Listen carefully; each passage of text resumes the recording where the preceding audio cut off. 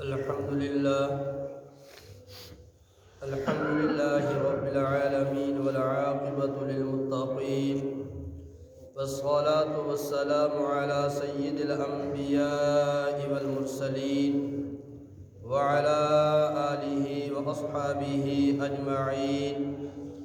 أما بعد فأعوذ بالله من الشيطان الرجيم. بسم الله الرحمن الرحيم. الذين يؤمنون بالغيب ويقيمون الصلاة ومما رزقناهم ينفقون. صدق الله العظيم. اللهم صل على سيدنا ومولانا محمد وعلى آل سيدنا ومولانا محمد وبارك وسلم. اللهم صل على سيدنا ومولانا محمد وعلى آل سيدنا ومولانا محمد وبارك وسلم. اللهم صل على سيدنا ومولانا محمد وعلى آل سيدنا ومولانا محمد وبارك وسلم. بسم الله الرحمن الرحيم. الذین پرہیزگار وہ لوگ ہیں، یؤمنون جو ایمان لاتے ہیں، بالغیب بن دیکھے، ویقیمون اور قائم کرتے ہیں، الصلاۃ نماز، ومما اور اس چیز سے، رزقناہم جو ہم نے ان کو رزق دیا ہے، ینفقون وہ خرچ کرتے ہیں. گزشتہ درس میں جو پچھلی آیت گزری ہے اس میں اختصار کے ساتھ بات گزر چکی ہے کہ الف لام را یہ حروف مقطعات میں سے ہے. ذالک الکتاب اس کتاب سے مراد قرآن مجید ہے، اور یہ بھی عرض کیا قرآن مجید کتاب اللہ بھی ہے، کلام اللہ بھی ہے. اور آگے فرمایا لا ریب فیہ کہ اس کتاب میں کوئی شک نہیں ہے. جو کتاب کو بھیجنے والا ہے، جو کتاب کو لے کے آنے والا ہے، اور جس پر یہ کتاب نازل ہوئی ہے، اور اس کتاب میں جو اللہ تعالیٰ نے احکامات بیان فرمائے ہیں اس میں کسی قسم کا کوئی شک نہیں ہے. ھدی للمتقین اور یہ کتاب ہدایت ہے پرہیزگاروں کے لیے، ڈرنے والوں کے لیے، متقیوں کے لیے.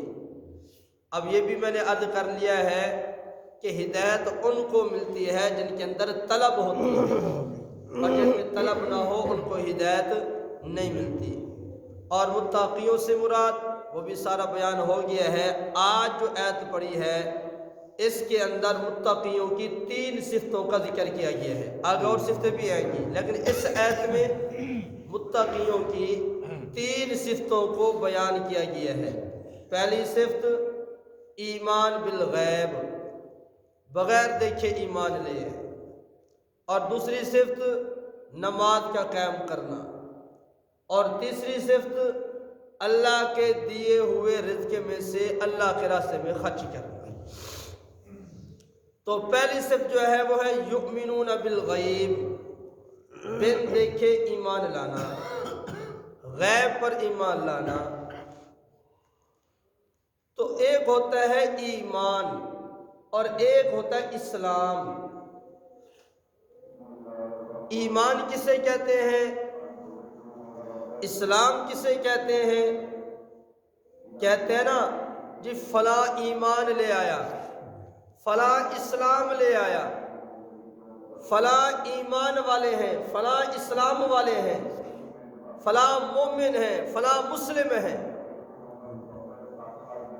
تو ایمان اور اسلام یہ 2 لفظ ہیں.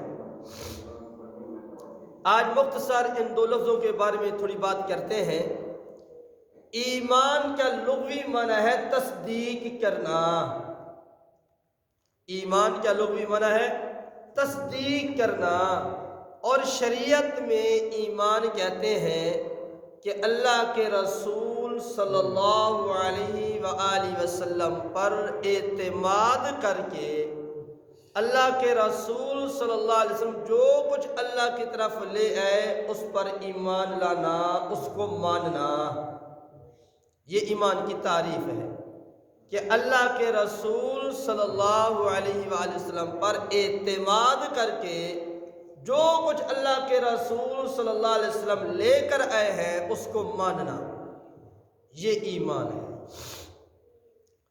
اور اسلام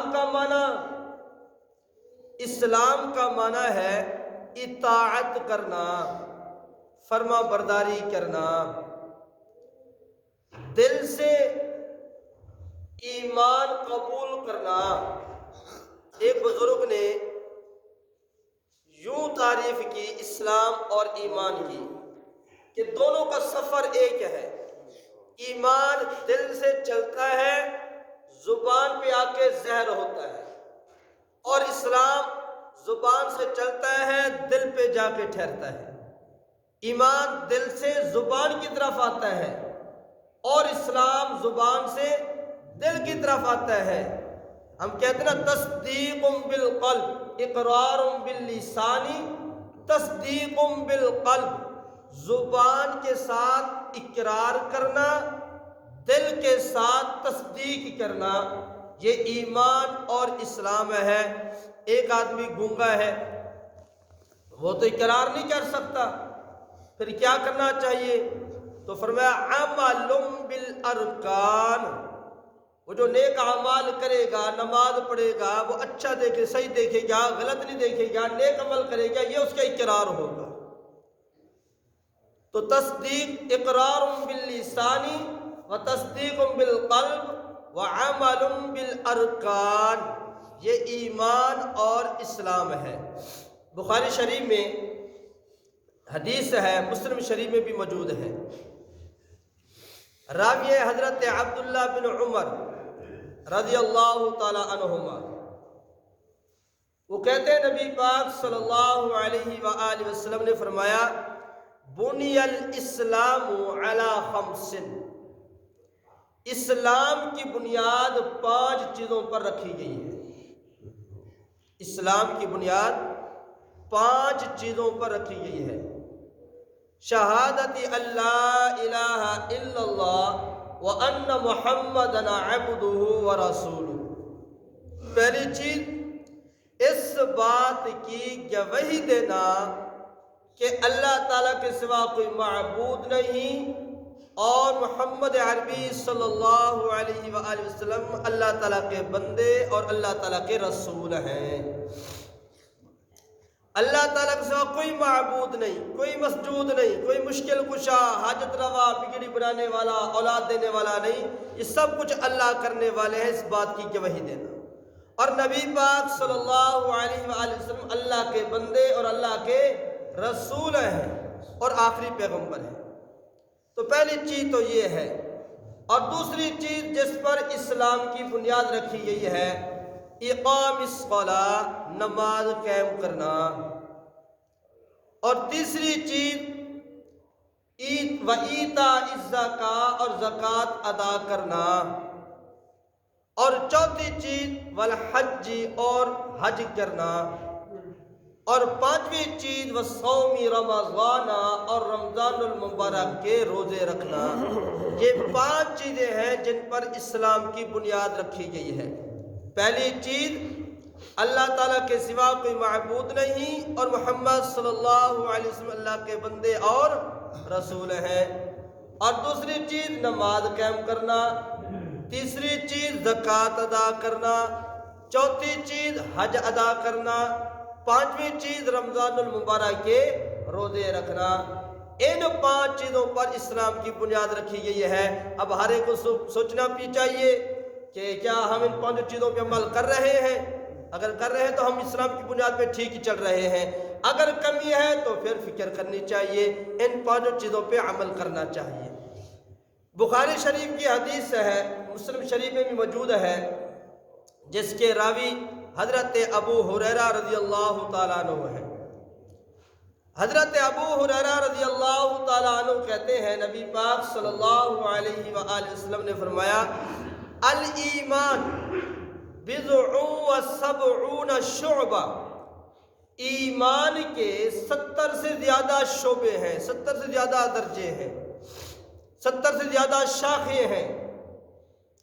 فَأَفْضَلُهَا قَوْلُ لَا إِلَهَ إِلَّا اللَّهُ وَأَدْنَاهَا إِمَاطَةُ الْأَذَى عَنِ الطَّرِيقِ وَالْحَيَاءُ شُعْبَةٌ مِّنَ الْإِيمَانِ۔ ایمان کی 70 سے زیادہ شاخیں ہیں، سب سے افضل جو شاخ ہے وہ کلمہ شریف ہے، اور جو ادنا شاخ ہے وہ راستے سے تکلیف دینے والی چیز کو ہٹا دینا۔ ہر وہ چیز جس سے راستے میں کسی آنے جانے والے کو تکلیف پہنچے اس کو راستے سے ہٹا دینا، یہ ایمان کی آخری شاخ ہے۔ لیکن افسوس سے کہنا پڑتا ہے آج اس آخری شاخ پر بھی ہمارا عمل نہیں ہے۔ راستے کو دوسروں کے لیے صاف کرنا چاہیے، ہم راستے کو بگاڑ دیتے ہیں، ایسے راستوں کو گندا کر دیتے ہیں آنے جانے والوں کے لیے، خواہ وہ مقامی ہوں یا مسافر ہوں، پریشانی کا سبب بنتا ہے۔ ہمارا ایمان تو ہمیں یہ درس دیتا ہے، ہمارا ایمان تو ہمیں یہ سبق دیتا ہے کہ راستوں کو صاف رکھا جائے۔ تکلیف دینے والا اگر کوئی کانٹا پڑا ہو اس کی بھی اٹھا کے ایک طرف کر دو، کوئی ٹوٹا ہوا شیشہ پڑا ہو اس کو بھی اٹھا کے ایک طرف کر دو، کوئی روڑا پڑا ہو اس کو بھی اٹھا کے ایک طرف کر دو، کسی کو تکلیف نہ ہو۔ ہم بازار کے اندر گڑھے کھود لیتے ہیں، ہم بازار کے اندر کیا کچھ کر دیتے ہیں، آنے جانے والوں کی دعا نہیں لیتے بلکہ بد دعا لیتے ہیں، کتنا بڑا نقصان ہے۔ تو ایمان کے 70 سے زیادہ شعبے ہیں، 70 سے زیادہ شاخیں ہیں۔ افضل شاخ کلمہ شریف ہے، اور ادنا شاخ راستے سے اماطۃ الاذی عن الطریق، راستے سے تکلیف دہ چیز کو، تکلیف دینے والی چیز کو ہٹا دینا، راستے کو صاف رکھنا، یہ ایمان کی آخری شاخ ہے۔ اور آگے فرمایا والحیاء شعبۃ من الایمان، اور جو حیا ہے یہ ایمان کا بڑا شعبہ ہے، اور انسان کے اندر حیا ہونی چاہیے، غیرت ہونی چاہیے۔ اور فرمایا مسلم شریف کی حدیث ہے جس کے راوی نبی پاک صلی اللہ علیہ وسلم کے چچا حضرت عباس رضی اللہ تعالیٰ عنہ بن عبد المطلب ہے۔ کہتے ہیں نبی پاک صلی اللہ علیہ وآلہ وسلم نے فرمایا ذاق طعم الایمان، ذاق طعم الایمان، ایمان کا ذائقہ اس آدمی نے چکھ لیا، ایمان کا ذائقہ اس آدمی نے چکھ لیا۔ کس نے؟ من راضی باللہ ربا، جو اللہ تعالیٰ کے رب ہونے پر راضی ہو گیا، وبمحمد وبالاسلام دینا، اور اسلام کے دین ہونے پر راضی ہو گیا، وبمحمد الرسول، اور محمد عربی صلی اللہ علیہ وسلم کے رسول ہونے پر راضی ہو گیا۔ جو اللہ کے رب ہونے پر راضی ہو گیا، اسلام کے دین ہونے پر راضی ہو گیا، اور محمد صلی اللہ علیہ وسلم کے رسول ہونے پر راضی ہو گیا، اس نے ایمان کا ذائقہ چکھ لیا۔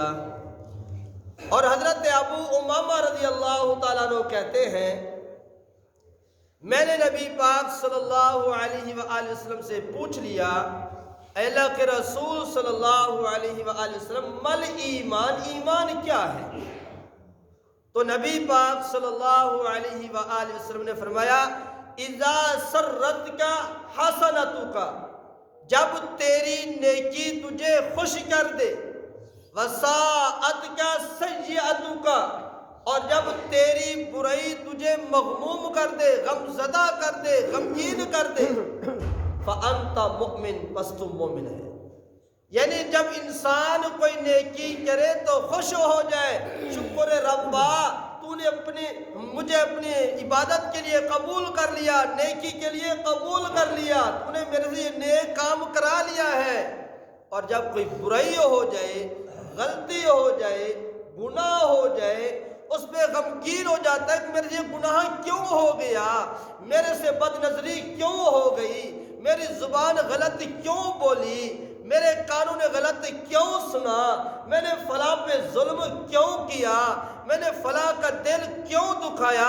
جب گناہ کر کے، برائی کر کے تجھے برا لگے، فرمایا فَأَنْتَ مُؤْمِن، بس تو مومن ہے، تو ایمان والا ہے۔ یہ ہم بھی پرکھ سکتے ہیں، اپنے آپ کو یہ دیکھ سکتے ہیں کہ ہمیں اپنی نیکی خوش کرتی ہے اور گناہ ہمیں غمگین کرتا یا نہیں کرتا، بلکہ ہم تو گناہ بھی کرتے ہیں اور اتراتے بھی ہیں، جی میں نے ایک کام یہ نہیں کر دیتا ہے، فلانے میں نے چکر دے دیتا ہے، فلانے گالی کی تھی میں نے منہ تھپڑ مار دیتا ہے، بڑا خوش ہوتے ہیں۔ گناہ کر کے اپنے گناہ پہ غمگین نہیں ہوتے، بلکہ گناہ کر کے فخر کرتے ہیں، پھر کہاں مومن ہے؟ جو غلطی ہو گئی اس پہ احساس ہو، اس پہ غم ہو کہ میرے سے غلطی کیوں ہوئی، پھر یہ مومن ہے۔ فرمایا مسند احمد کتاب ہے، اس میں حضرت عمر بن عبسہ رضی اللہ تعالی عنہ کی روایت ہے، انہوں نے نبی پاک صلی اللہ علیہ وسلم سے پوچھا، اے اللہ کے نبی صلی اللہ علیہ وآلہ وسلم، مل ایمان، مل اسلام، اسلام کی علامت کیا ہے؟ اسلام کی علامت کیا ہے، نشانی کیا ہے؟ تو نبی پاک صلی اللہ علیہ وآلہ وسلم فرمایا طیب الکلام، اچھے بول بولنا، اچھی گفتگو کرنا، میٹھے میٹھے بول بولنا، وَإِطْعَامُ الطَّعَامِ، اور کھانا کھلانا، یہ اسلام ہے۔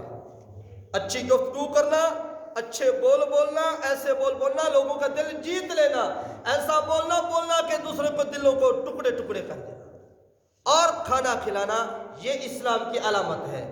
حضرت عمر بن عبسہ رضی اللہ تعالی عنہ نے عرض کیا، یا رسول اللہ صلی اللہ علیہ وآلہ وسلم، مل ایمان، ایمان کی علامت کیا ہے، ایمان کی نشانی کیا ہے؟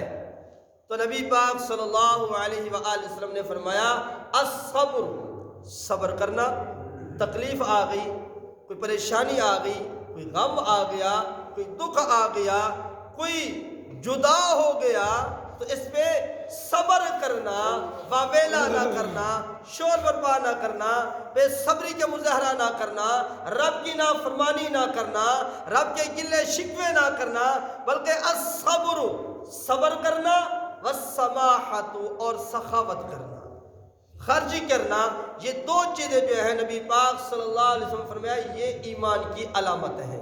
پھر صحابی نے عرض کیا، اے اللہ کے رسول صلی اللہ علیہ وآلہ وسلم، ای الایمان افضل، افضل ایمان کیا ہے؟ افضل ایمان کی علامت کیا ہے؟ تو نبی پاک صلی اللہ تعالی علیہ وآلہ وسلم نے فرمایا خلق حسن، اچھے اخلاق، اچھے اخلاق سے پیش آنا، اخلاق کے حسنہ سے پیش آنا، یہ افضل ایمان ہے۔ پھر صحابی نے عرض کیا، یا رسول اللہ صلی اللہ علیہ وآلہ وسلم، ای الاسلام افضل، افضل اسلام کیا ہے؟ افضل اسلام کی علامت کیا ہے؟